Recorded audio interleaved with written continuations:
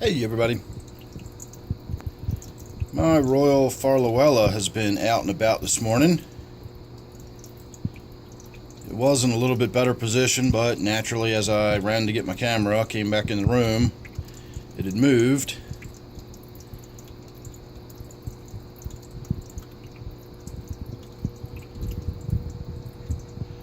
I was going to say, gourami is just not going to get out of my way here. So yeah, it's been in here moving around from leaf to leaf, and it's sort of scouring the area. And it's just a fascinating looking fish to watch, so of course I just wanted to get my camera and just get a few minutes of footage of the Farlowella doing its thing. It normally just kind of lays up against the wood and hides. So I definitely think I'm going to need to step up my feeding in this tank just because of this fish here. It's pretty big, and you can see it does quite a lot of feeding during the day. It's gotten this tank even cleaner than it already was. I've stepped up the amount of algae wafers I put in here considerably, and I've made sure whole algae wafers rather than the crumbled pieces I normally do. I've been throwing whole algae wafers in down at the far right hand end of the tank where this fish usually spends a lot of its time. And by doing so, I'm hoping that I'm providing it with adequate diet. Little honey gourami there is gorgeous.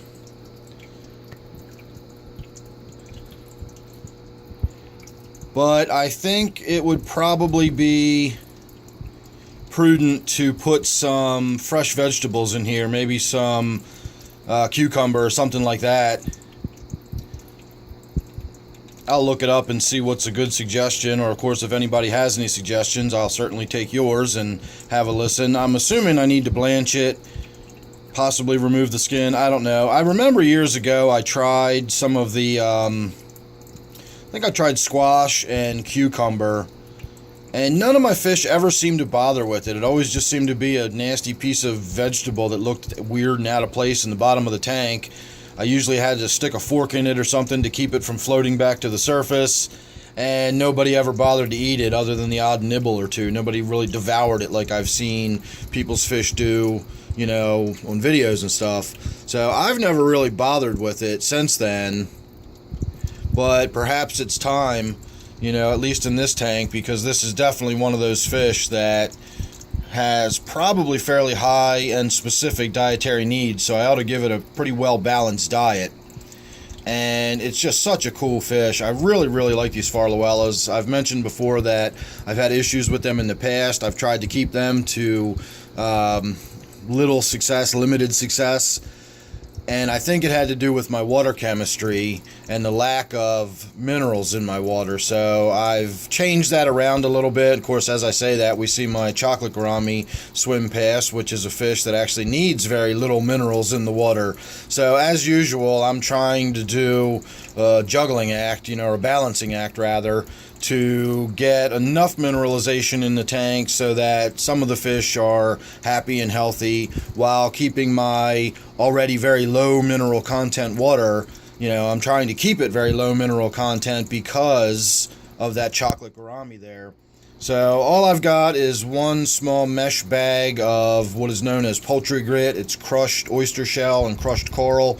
I've got a small bag of that in my canister filter in one of the trays. So far it has not put enough calcium or magnesium in the tank to affect the hardness. I'm still showing 0 degrees hardness. So presumably it's putting some mineral ions in the water, but not enough that it's really having much of an impact. Again, I'm still not sure about, you know, if it's putting enough in there to have any impact. I'm guessing my hardness would change. It would, you know, it would shift at least to 1 degree hardness once I got a noticeable amount of calcium or magnesium in the water.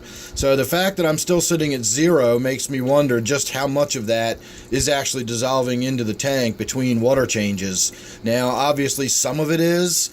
You know, it can't be not dissolving at all. I suppose if my pH was a little higher, maybe that might be the case, but my pH in this tank usually sits around 6.5, so I should definitely be dissolving the minerals into the water, and it also, in theory, should be bringing the pH up slightly and sort of neutralizing the pH in this tank a little bit, but I'm not really seeing a whole lot of either. So with the rate I dump tannins in this tank and the rate that the fish are producing CO2 and everything, I would think I'd need quite a lot of minerals added to this water to start bouncing the pH around. I've got quite a lot of stuff in here that sort of naturally wants to bring that pH down. Even the nitrates themselves tend to bring your pH down over time, and this is a very heavily stocked tank, so my pH can get pretty low in this tank if I don't keep an eye on it. So I can't imagine that those minerals are doing a whole lot, but hopefully they're doing enough to make the water suitable for both those fish. And on a final note, since the topic of this video is now vanished into the leaves over there, I will say that the chocolate gourami that was missing is still missing. I've only been able to find one of them, and it's been a day and a half now since I noticed that I couldn't spot two. I can only see one.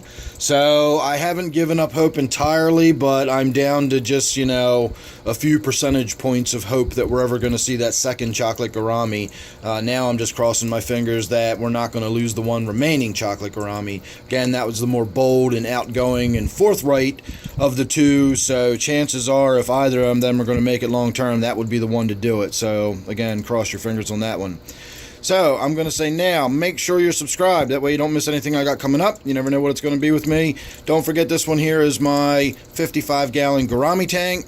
Thanks for watching. Hope you enjoyed, and I will see you real soon on the next one.